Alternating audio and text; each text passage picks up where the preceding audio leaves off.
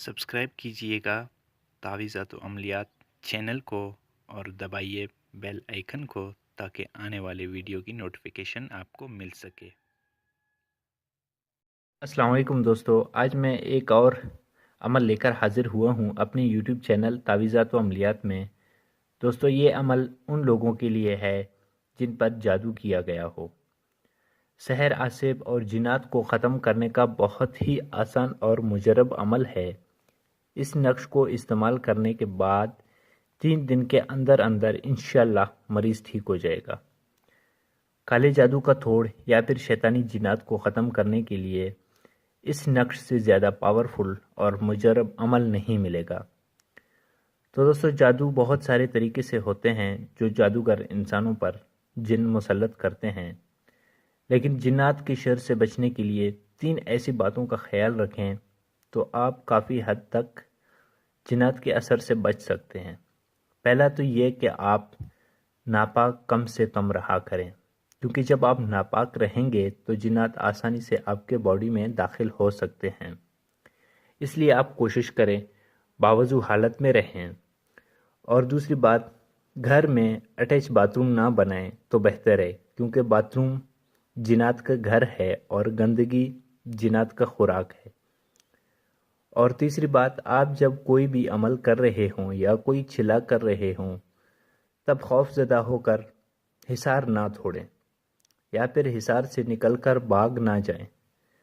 अगर भाग गए तो समझना आपने खुद ही अपनी पाँव पर कुल्हाड़ी मार दी है। इसमें आपकी जान भी जा सकती है, रुजत के शिकार भी हो सकते हैं।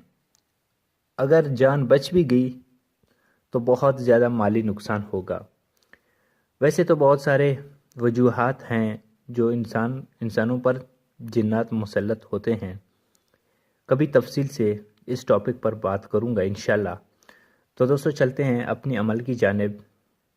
ये जो नक्श आपको बताने जा रहा हूँ, ये मेरा मुजरब नक्श है। मैं काफ़ी बार इस नक्श को आसिबी मरीज़ों पर आजमा चुका हूँ। 100% काम करता है। ये नक्श मैंने अपनी डायरी में लिखकर महफूज कर लिया है, क्योंकि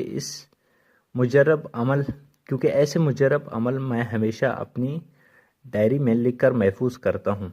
दोस्तों, ये एक किताबी नक्श नहीं है, ना ही ये आपको किसी किताब में मिलेगा। अगर मिल भी जाए तो इसका तरीका इस्तेमाल आपको बिल्कुल सही नहीं मिल सकता। तो मेरे उस्ताद मोहतरम का दिया हुआ ये एक तोहफ़ा है और ये तोहफ़ा मैं आप लोगों को दे रहा हूँ।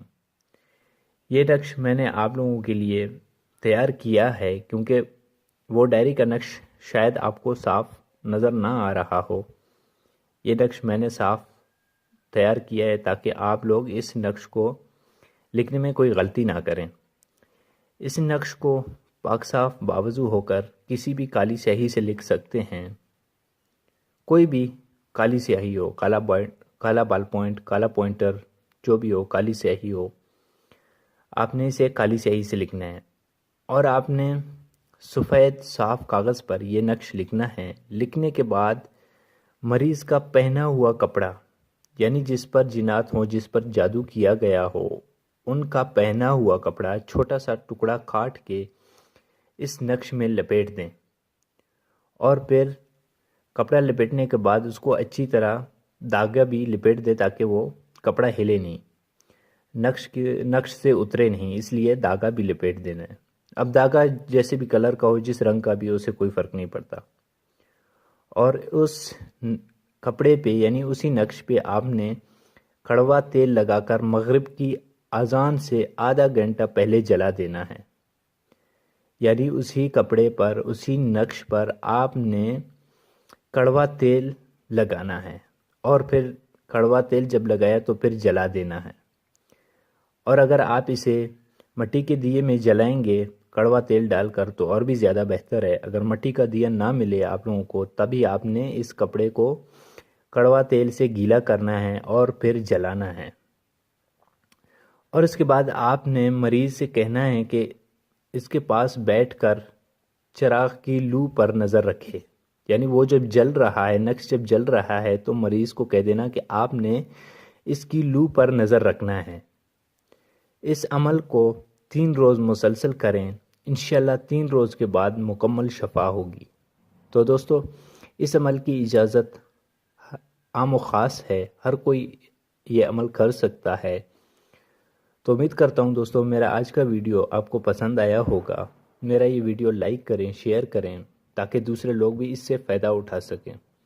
تو دوستو ملتے ہیں اگلے ویڈیو میں، تب تک کے لیے اللہ حافظ۔